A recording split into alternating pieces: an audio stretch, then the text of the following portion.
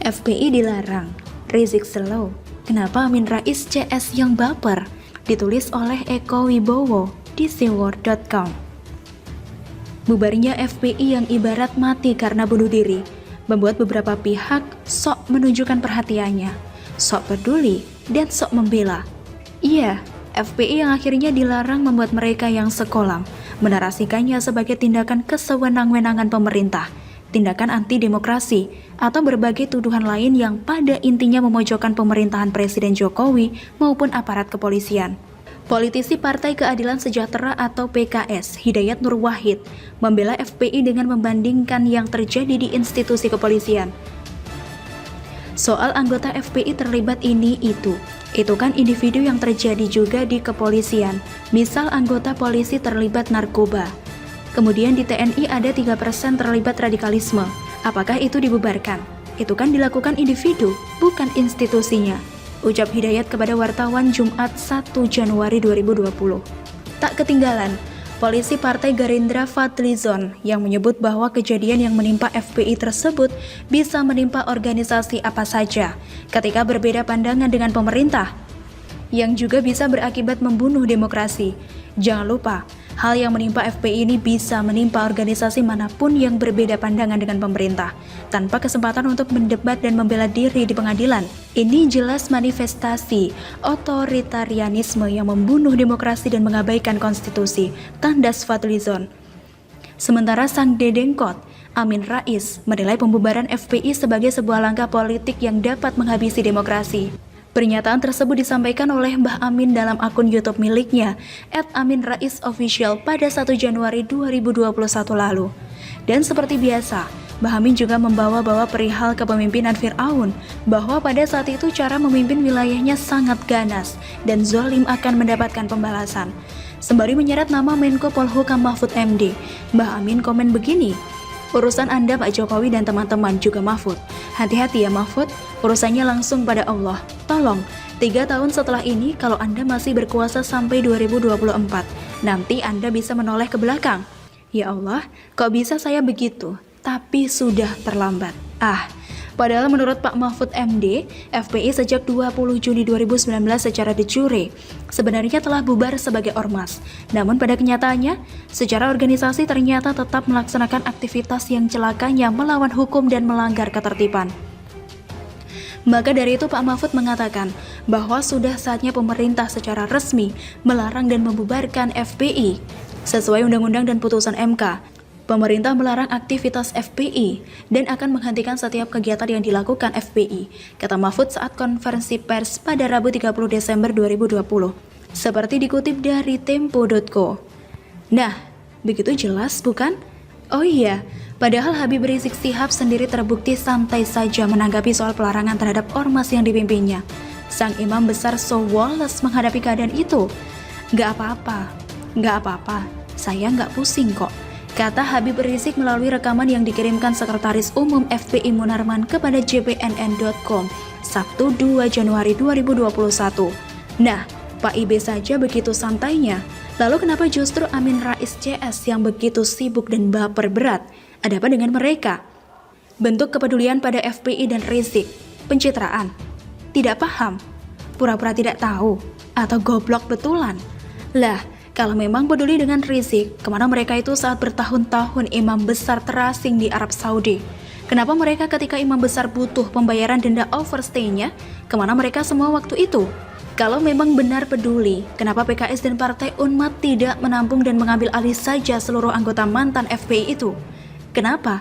Apa yang terjadi ini seharusnya membuat Habib Rizik sadar bahwa sebenarnya selama ini dia dan ormasnya hanya dimanfaatkan, hanya dibutuhkan jikalau perlu, hanya jadi kuda tunggangan. Namun setelah terpuruk, bantuan yang diberikan hanya sebatas perhatian dan pernyataan tanpa tindak lanjut dan aksi nyata. Namun bukankah memang demikian dalam dunia politik? Dalam politik dengan pendekatan yang kotor tentunya. Yang ada, ya hanya saling memanfaatkan. Saling ambil keuntungan demi kepentingannya sendiri. Dan kawan, sangat dibatasi waktu selama antar kepentingannya masih terakomodir. Dan FPI serta Habib Rizik pernah, masih, dan akan selalu dalam posisi seperti itu.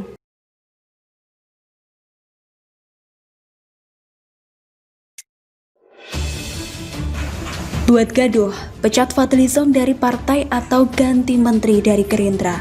Ditulis oleh Murad Saifuddin di siwar.com. Setiap kebijakan pemerintah selalu dinyinyiri Fadlizon. Belum pernah saya dengar Zong mengapresiasi pencapaian pemerintah, sekalipun terbukti berpihak pada kepentingan rakyat. Jika ada kebijakan yang memang terbukti berhasil, dia akan mencari hal lain untuk nyinyir. Dan itu tidak berubah sejak periode pertama Jokowi sampai periode kedua ketika Ketum Gerindra Prabowo dan beberapa elit jadi menteri. Mending kalau nyinyiran Zong itu tepat. Kalau tepat justru baik untuk mengoreksi kinerja pemerintah dan memang itu tugas DPR. Nyatanya tidak tepat, bahkan terkesan sengaja disemburkan untuk memperkeruh suasana. Terakhir, Zong membantah bahwa Gerindra mendukung keputusan pemerintah membubarkan dan melarang seluruh kegiatan atas nama Ormas FPI. Tidak ada putusan Gerindra mendukung pembubaran organisasi tanpa proses pengadilan. Sebagai negara hukum, tetap harus menjunjung tinggi konstitusi dan undang-undang. Fadlizon, dia membantah pernyataan Rahayu Saraswati. Semua kelompok yang mengedepankan bahasa menyinggung sesama saudara Indonesia dan memecah belah. Jangan sampai ada kesan bahwa ini menganaktirikan satu kelompok saja. Semua kelompok yang mengedepankan agenda yang tidak sesuai dengan semangat persatuan Indonesia atau Pancasila sila ketiga harus ditindak tegas. Rahayu Saraswati. Fadlizon dan Saraswati sama-sama menjabat sebagai Waketum DPP Partai Gerindra. Keduanya adalah Waketum urusan luar negeri dan urusan kepemudaan, perempuan dan anak. Apakah keduanya sama-sama klaim mengatasnamakan partai atas diri sendiri atau memang di Gerindra ada perbedaan pendapat? Atau memang di Gerindra ada perbedaan pendapat, atau memang disengaja demikian tidak jelas atau hal lain. Hanya Gerindra lah yang tahu. Tampaknya Fadlizon lebih meyakinkan, sebab menurutnya tidak ada keputusan partai mendukung pembubaran dan pelarangan FPI.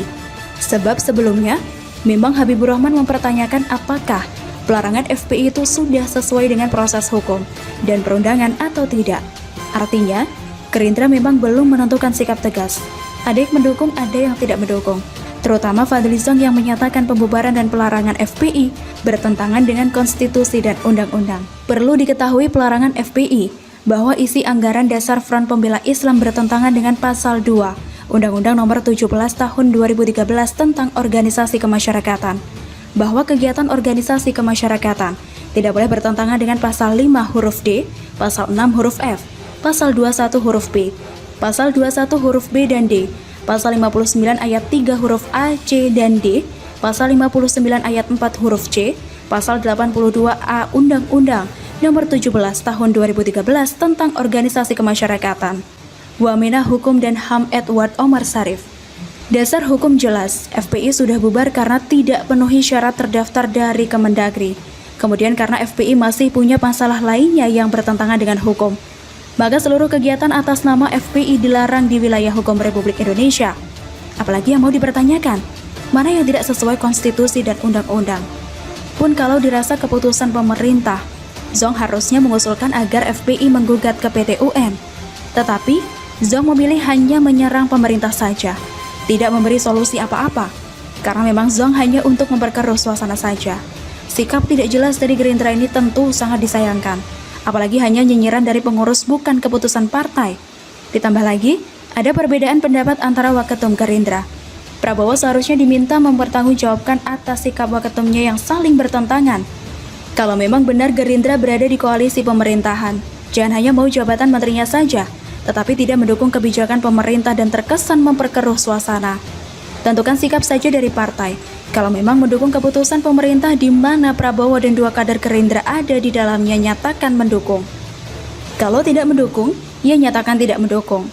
Jangan seolah-olah jabatan menterinya mau, tetapi partainya malah menggerogoti setiap keputusan pemerintah, kecuali keputusan dari kementerian yang dijabat ketum dan kader partainya. Kalau memang Zong yang tidak mau taat pada keputusan partai, ya dipecat saja. Kalau memang keputusan partai tidak mendukung, ya keluar saja dari koalisi. Tidak perlu berpolitik dua kaki, itu menjijikkan. Kalau bisa Jokowi ganti sajalah menteri dari Gerindra. Toh tidak juga punya terobosan revolusioner, malah satu sudah jadi koruptor. Keberadaan menteri dari Gerindra selama partai masih bersikap oposisi hanya mengganggu pemerintahan saja. Salam dari rakyat jelata.